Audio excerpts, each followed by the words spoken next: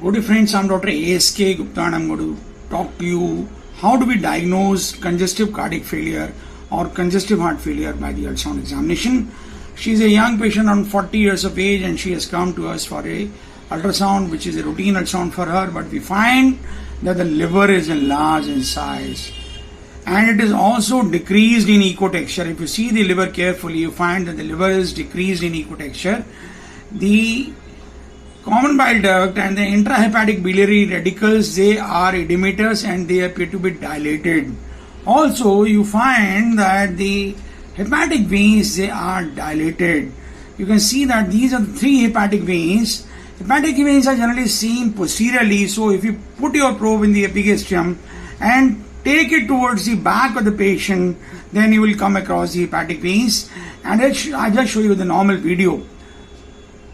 This is the scan of a normal patient and you can see that the hepatic veins are normal in size. They are about 5 to 6 millimeters and they all drain into the inferior vena cava.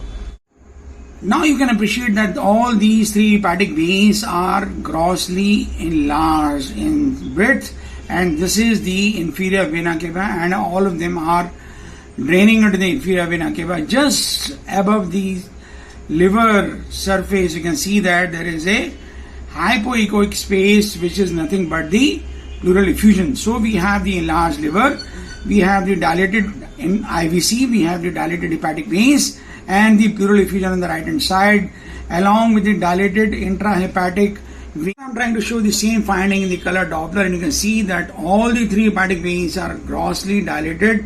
Normal width of the hepatic veins at the confluence of the IVC should not be more than 8 millimeters, but here we find that it is more than 13 millimeters and they all three are dilated, suggesting that we are dealing with congestive heart failure.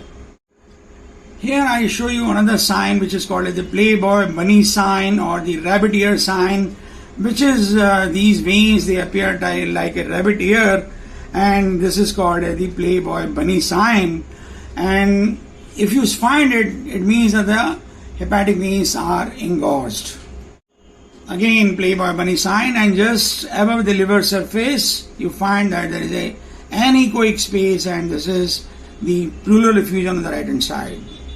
So, this is the heart, and how do we see the heart in the ultrasound examination? You just put your convex probe into the epigastrium and try to tilt it downwards towards the spine and you will come across the heart beating, and you can see that the heart is hardly beating because most of the ultrasonologists are not tuned to seeing heart, but here you can see that there is some amount of pericardial effusion also, and so we have a dilated IVC, dilated hepatic veins, decreased echogenicity of the liver which is enlarged in size along with the right pleural effusion, and a decreased contractility of the heart, all suggestive of the congestive heart failure.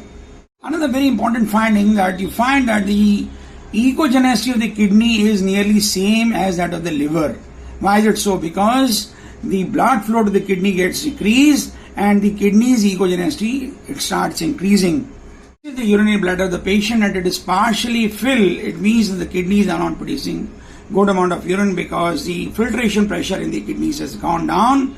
But this is a reversible finding unless the kidney is having its own inherent disease. Here we find that the IVC is 18 by 20 millimeters in size. Here you can see that this is the gallbladder wall which is edematous. GB wall is edematous because all the organs, they have a congestive engorgement, and this is the common bile duct which is also engorged, and this is the portal vein which is also showing wall edema. I'm scanning the patient and I find that there is pleural effusion on the right hand side. This is the liver. And the pleural effusion should ideally be seen when the patient is sitting, and one can scan in the scapular line or the anterior axillary line or the posterior axillary line, and it has to be scanned on both the sides, and here you can see that this is the pleural effusion on the right hand side. If I go on the left hand side, I can find that this is the spleen and there is a effusion on the left hand side. It means we have a pericardial effusion, we are having bilateral pleural effusion. This is showing with the gallbladder wall edema, and it is because of the congestive heart failure. I hope by seeing this video you will be able to better diagnose the congestive heart failure on ultrasound examination. In case you like this video, please do subscribe to our channel. Do not forget to press the like button and share the video among large number of your friends so that maximum number of people can be benefited. Thank you very much.